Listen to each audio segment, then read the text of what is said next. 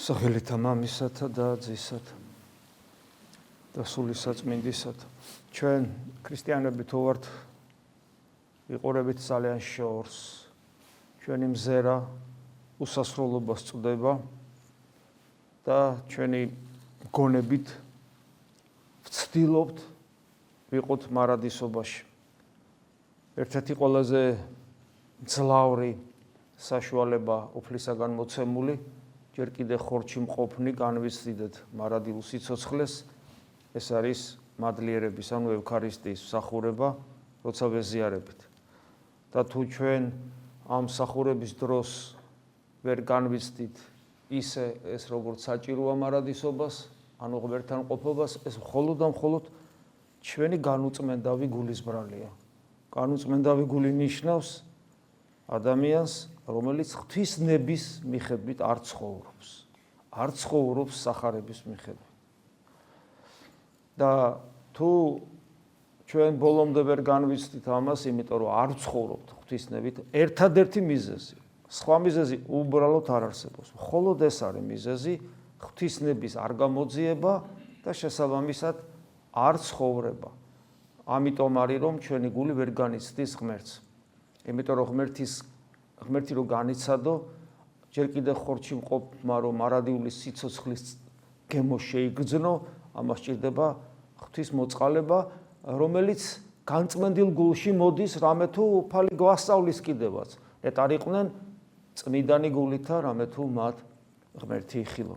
მიუხედავად იმისა, რომ სამწუხაროდ ვერ ვართ ისე როგორც უნდა ვიყოთ, ღვთისკაცთმოყვარებით უფლის მოწყალების გამო ჩვენ მაინც გვაქვს ინტუიცია მარადიული სიცოცხლის შეგრძნებისა, ცოტათი მაინც, სწორედ ამიტომ ვისაც გვიყვარს წირვა გვიყვარს, ვისაც ჯერ არ უყვარს საკუთარ თავს აძალებს და აძალებს იმიტომ რომ განუცდია და მერე თუ შეიყვარებს წირვას, მერე დაძალება ნაკლები იქნება, საჭირო საკუთარ თავზე პირიქით ერთი სული იქნება, როდის მოვა და ღვთისმსახურებას დაესწრება, უпроსწორად ღვთისმსახურების თანამონაწილე გახდება.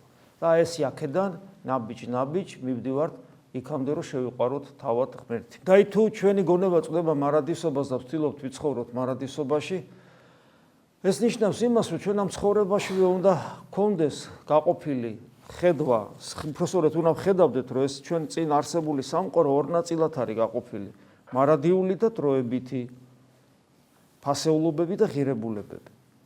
და დროებითი ღირებულებები არა მარტო ყოფით ცხოვრებაშია. ყოფით ცხოვრება ეგ არის, ხო? საჭმელი, სასმელი, დასვენება, დაძინება, გაღვიძება, ფიზიოლოგია, ეს ყველაფერი არის დროებითი. ამქვეყნიური გეგმები, ამქვეყნიური ჩვენი თავის ამქვეყნიურად რეალიზება და ასე შემდეგ, სოციალური საქმეები, ვალდებულებები, ყველაფერი, ჯანმრთელობა მათ შორის, დიდხანს სიცოცხლე, ავადმყოფობა, ცოტახან სიცოცხლე, ყველაფერი არის დროებითი. მაგრამ არა მარტო ამ ქვეყნიურ ცხოვრებაში, არამედ რელიგიურ ცხოვრებაშიც და სულიერ ცხოვრებაშიც შემოსულია დროებითი. და ბუნებრივიც არის, იმიტომ რომ ხორცს ვერსად ვერ გავექცევით. შესაბამისად, აი აქ უკვე ვდგებით საშიშროების წინაშე, რომ რამდენად სწორად შემილია განსაზღვრო სულიერ ცხოვრებაში, რას მივანიჭო უპირატესობა და რას არა. მაგალითად, ჯერ კიდევ ჩვენი კაცობრიობის ისტორიის დასაწყისში კაენი და აბელი სხვებს წირავს ღმერთს. რა თქმა უნდა, ეს მათ ადამიანისგან ისწავლეს. ადამიანს გაუჩნდა მოთხოვნილება სხვებს შეწირვისა, რამე თუ მან იცის, რომ თუ არ გაიღო რაღაც იმ დანაშაულისათვის, რომელიც მან ჩაიდინა, თუ არ გაიღო მსხვერპლი, ისე მას გამოსყიდვა არ ექნება იმ, ანუ დანაშაული აწუხებს ადამიანს. გესმით, დანაშაული აწუხებს ადამიანს, მან იცის რაღაცა უნდა გაიღოს სანაცვლოდ და ღვთის განგებით, ღვთის ასე შთაგონებით, იგი ღვთისმსახურებას იწყებს და ფაქტობრივად ხდება ვითარც ამ მღვდელი და ის არის, ესე იგი, ერთადერთი ადამიანი, თუ მის ცოლს არ ჩავთვლით, მერე ჩდება შვილები და პირველი შვილი არის კაენი, მეორე შვილი არის აბელი და მერე კიდე მრავალი შვილები ყავდათ და კაენი კლავს აბელს. და კაენი კლავს აბელს, იმიტომ რომ ღმერთმა მისი მსხვერპლი არ შეიწირა. და ორივემ შეწირა მსხვერპლი, კაენმაც შეწირა და აბელმაც. ეს მათი ცხოვრების წესი იყო. ისინი ასე აკეთებდნენ ყოველთვის. მაგრამ იქ რაღაცა გარკვეული ნიშნით, ეხლა სხვადასხვა განმარტებები არსებობს, რაღაცა ნიშნით გამოჩნდა, რომ კაენის მსხვერპლი ღმერთმა არ შეიწირა და აბელის მსხვერპლი შეიწირა. ანუ ორივე გარეგან ღვთისმსახურებას აღასრულებს, თავისი შრომის ნაყოფს წირავს ღმერთს, მაგრამ კაენისას არ იწირავს. და აი აქაც ჩანს, რომ ორივემ გააკეთა, მაგრამ უმთავრესი არის ის შინაგანი მდგომარეობა, იგივე სულიერ ცხოვრებაში, რომლის გარეშეც ეს გარეგანი ფასკარგავს და ეს რა თქმა უნდა დღევანდელ დღემდე ასია. აი მაგალითად, როდესაც ჩვენ ვკითხულობთ, რომ შესაწირავი როცა უნდა მიიტანო და თუ შენი ძმა გულძვირ არს შენთვის. ეს რას ნიშნავს, იცით? შენი ძმის ბრალი რომ არის, ხშირად ამას ჩვენ ყოველთვის ხაზს უსვამთ. შენი ძმის ბრალი რომ არის, ის რომ მოგექცა უსამართლო და შენ რომ მიდიხარ მსხვერპლის შესაწერება და ჩვენი მსხვერპლი აქ არის, როცა ვეზიარებით. და გაგახსენდება თუ არ შეურიგდები მას, თან როგორ წერია, დაეგეო მის წინაშე. უფალი არ იწირავს ამ მსხვერპლს. რამდენი ჩვენგანი ეზიარება ისე, როცა თავად არის გულძვილ ძმაზე, არ მიუტევებს მას ხშირად მაშინაც კი, როცა ისინი შენდობას როცა არ ითხოვს შენდობას, მაშინაც მიუტევეო ამ იგავური სახით გეუნება და რამდენჯერ ყოფილა ისე, რომ ითხოვენ შენდობას და მაშინაც კი არ მიუტევებთ. გესმით? და ჩვენ ვიმედოვნებთ, რომ რადგან ვილოცე, რადგან იესოს ლოცავთვი, რადგან იქ პატარა ღვაწლი მქონდა მარხულობ, რადგან აქ მოვედი, რადგან ვეზიარე, ესე იგი ღმერთს უერთდები, ანუ იწირავს ჩემს მსხვერპლს, არ იწირავს. იმიტომ რომ წინა პირობა აქვს ამას. გესმით? ეს ძალიან მნიშვნელოვანია რომ გვახსოვდეს. ამიტომ აი აქ წესი, რელიგიური წესი და შინაგანი მდგომარეობა თუ ჰარმონიაში და თანხვედრაში და უпроსორედ თუ ფას ღირებულებითად არ დაალაგდა ღირებულებითად, მაშინ ჩვენ სულიერ ცხოვრებას აზრი არ აქვს. და აი ამის ფონზე გასაგები ხდება შემდეგი სიტყვები. უფლისა, როცა დღეს აღმოვიკითხეთ მარკოზის სახარებაში, რომ შაბათი კაცისთვის დაებადა, არათუ კაცი შაბათისთვის. ვინაიცა უფალარზე კაცისა შაბათისაცა. გესმით, ხო გახსოვთ, რომ კონფლიქტის ერთ-ერთი მთავარი მიზეზი დღეს სახარებაში წავიკითხეთ. შაბათს არ ღვევო, კაცო. ნახეთ რა საოცრება, აი ადამიანის უსიყვარულობა როგორ ზენიტში ადის. ესე იგი, ვირი რო ჩავარდნოდ ეს სახარებიდან ვიცით, ხო? და მე უკვე მეტნაკლებად ვისწველი აღთქმის ცხოვრების წესი წაგვიკითხავს, ვიცით. მნიშვნელოვანია რომ ვიცოდეთ და მე შევადაროთ საიდან სად აღმოჩნდა კაცობრიობა, ხო? აი ვირი რო ჩავარდნოდა და ან ხარი ორმოში, შაბათი დღეა, ხო? და კაც გვერდზე გაევლო და არ ამოეყვანა, ეს დანაშაულად ეთვლებოდა, უნდა ამოეყვანა იქიდან, გესმით? უნდა ამოეყვანა და ამ დროს ადამიანი ესე იგი ავათარი ესე იგი უძლურია, იმიტომ ეუბნება უფალი, რომ ვირი და ხარს ამოიყვანთო და დაარწყულებთო და ეს ადამიანზეო ამდენი ხანი ავათ იყო და არ შეიძლებოდა რომ განკურნებულიყო შაბათს. ნახე, შაბათის დაცვის საბაბით სიკეთის ქმნა დანაშაულად ჩაითვალა არასულიერ მაშინ დელ რელიგიურ საზოგადოებაში. და რატომ? იმიტომ რომ ვერ ხვდებოდა რომ რა არის შაბათის არსი და შაბათის მიზეზი. იონე დამასკელი გადასარევ აცხდის ის ამბობს, რომ ადამის ძენი კაენი და აბელის მოდგმა აირია ერთმანეთში, ეს ბიბლიაში კარგად ჩანს, უბრალოდ აირია ერთმანეთში კაელი და აბელის მოდგმა და შედეგად ეს ყველაფერი აღირია ერთმანეთში და უკვე ადამიანს დაკარგული აქვს რა არის სწორი და რა არ არის სწორი, როგორ უნდა მოიქცეს სულიერ ცხოვრებაში, ეს ყველაფერი აღრეული აქვს. და ხორციელი გახდა ადამიანი. და იმის გამო რომ ადამიანი გახდა ხორციელი, აი სწორედ ამის გამო უფალმა თქვა რომ ერთი დღე მაინც დაისვენეთ ცოდვისგან. ერთი დღე მაინც მოახერხეთ რომ ხორციელი ცხოვრებით არ იცხოვროთ. კვირაში ერთი დღე და ეს იყო შაბათი დღე. ანუ შაბათი დღე იყო არა სიკეთისგან გათავისუფლება, არამედ ცოდვისგან გათავისუფლება. და იონე დამასკელი ამბობს რომ ახალი აღთქმის პერიოდი ერთ-ერთი თავს განსხვავდება ძველი აღთქმის პერიოდისაგან, რომ ჩვენ კვირაში ერთი დღე კი არა გვაქვს შაბათი, როცა თავისუფალი ვიყოთ ცოდვისგან და ღმერთს შეუერთდეთ, არამედ 7-ვე დღე შაბათია ჩვენთვის. გესმით? 7-ვე დღე. ანუ უფრო მეტიც არც ერთი წამი არ უნდა ვიყოს ჩვენ ღმერთის გარეშე. ეს არის ახალი აღთქმის ადამიანი. ეს ძალიან მნიშვნელოვანია, იმიტომ რომ მოვიდა ღმერთი ადამიანად, რომ თავის შვილად გვაქცია და გაგვიხსნა გზა მარადისობაში და რა არის მარადისობა? ხორციელად დაждდა მარჯვენით მამისა და ეს არის ჩვენი ადგილი, სადაც ჩვენ მარადისობაში უნდა ვიყოთ. ანუ ხორციელად იესო ქრისტე ხორციელი ბუნებით, რომელიც მიიღო, დაждდა მარჯვენით მამისა და ჩვენც იქ უნდა ვიყოთ და ეს არის მუდმივი შაბათობა, ანუ მუდმივი თავისუფლება ცოდვისგან და მუდმივი ღმერთთან ყოფობა. და ამიტომაც ნებისმიერი წესი, რომელიც ებრძვის ღვთისნებას და სიკეთეს, თავისთავად კი არ ებრძვის. მე ვაკეთებ ამას ის, როგორც თავისთავად შაბათი კი არ იყო ღვთისნების წინააღმდეგი, მაგრამ ესე მოეჩვენათ, ესე მოიფიქრეს მაშინდელმა ძველი აღთქმის ადამიანებმა. ზუსტად იგივე ხდება ხოლმე ხშირად აქ. ადამიანს შეიძლება ესე დაულაგდეს ტვინში, რომ ესე იგი გარეგანი ღვთისმსახურებიდან გამომდინარე, თუ გარეგანს ყველაფერს ასრულებს, დაივიწყოს შინაგანი, დაივიწყოს სულიერი და ღვთისნება გვერდზე გაწიოს, მარტო გარეგანი დატოვოს და მაშინ ისე მსგავსება ძველი აღთქმის ადამიანებს, რომელსაც უფალი ეუნება, რომ წესს ასრულებ. თავარი არის უფალი, რომელიც ამ წესის უფროსია. გესმის? აი ეს არის და შენ ეს წესი დაიბადა შენთვის და არა პირიქით. და არა მარტო შენთვის, არამედ შენი მოყვასისთვის. და მე ესეთი რიტორიკული კითხვას ავითარი, ხო? რა არისო, ესე იგი, რქვა უფალმა შაბათსაშინა კეთილის საქმის აღსრულება არის საჭირო თუ ბოროტისა, სულიცხონება თუ მოკლა. ეს კითხვა წესით არც კი უნდა დაისვას. ხოლო იგინი დუმდეს, იმიტომ რომ ადამიანს არ აქვს ამაზე პასუხი, როდესაც საღვთო სამართლის, საღვთო სასჯელის წინაშე დგება. და საერთოდ ღმერთის გამოცხადება კაცობრიობისათვის საფეხურებრივად ხდებოდა ისტორიაში და თითოეული ჩვენგანის ცხოვრებაში ზუსტად ასე ხდება. ადამიანს არ შეუძლია უცებ საღვთო სიმართლე გაიგოს. აი რამდენჯერ ყოფილა ამის მაგალითი, რომ ადამიანი ეკლესიაში არის, აი თითქოს 2-4 ელაპარაკებით ადამიანს არ ესმის. აი მათ შორის აიწეღა რაც თქვი. ადამიანი ხარ აღსარებელი, მაზიარებელი, სახარების მიხედვით თუ არ იქცევი, სულიერ სხვებს ღმერთი არ იწირავს. ხო თითქოს გასაგებია. ხა ამაზე 2-4 რაღა უნდა იყოს ეკლესიაში, როდესაც ეკლესიურ ადამიანს ეუნები, რომ სახარების მიხედვით თუ არ მოიქცევი, შენ ზიარებას აზრი არ აქვს. მე თქვენ გეუნებით, რომ უამრავი მაგალითი იყო, არის და იქნება, როცა ადამიანები არ ცხოვრობენ სახარების მიხედვით და მაინც ეზიარებიან. არ ცხოვრობენ იმიტომ, რომ არ გამოეძიებენ და გამოეძიებენ და მაინც თავისებურად აკეთებენ.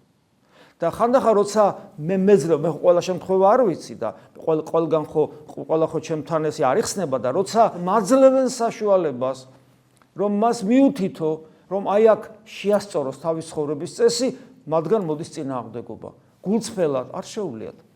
აი ეს არის. და რატომ? იმიტომ რომ ვერ არის გაზრდილი, ჯერ კიდევ ძველ აღთქმაშია ადამიანი.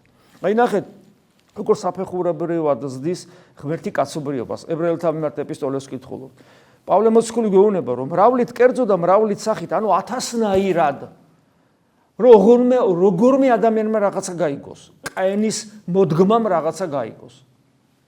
საწავიდა აბელის მოდგმა. აბელი მოკვდა, სეითის მოდგმა საწავიდა, შეერივნენ და ყველაში ეს კაენის ეს ძმის მოძულე და ძმის მკვლელი და ფარისევლური სულია ყველა ადამიანში. ამ მოდგმას ხო ეხლა უნდა გააგებინოს ღმერთმა გადარჩენა სურს კაცობრიობის. და პავლე მოციქული ამბობს, მრავლით კერძო და მრავლის სახით. ჯერ კიდე ძველად მაშინვეო ღმერთი ეტყოდა მამებს, ჩვენ მამებს ეტყოდა და როგორ ეტყოდა წინასწარმეტყველთა მიერ. პირდაპირ რატო არ ეტყოდა? აი რატო თითოეულ ადამიანს არ ეცხადებოდა? ვერ გაიგებდნენ. ეს თითქოს გაუგებრა, ესეთ ადამიანს გაუგებრად ეჩვენება. ადამიანს აქვს ეს ყოველთვის ესეთი ილუზია, რომ გამომეცხადოს ღმერთი და მივხვდები რა არის და როგორ არის. არ მეცხადება, არ ვიცი. გესმით, აი ეს აქვს. ეხლა ეს ძალიან ღრმა თემაა, ამას ეხლა მე ვერ ჩავშლი, ამას არ ეყოფა მთელი დღე ამაზე რომ ვისაუბროთ, მაგრამ ესე არ არის.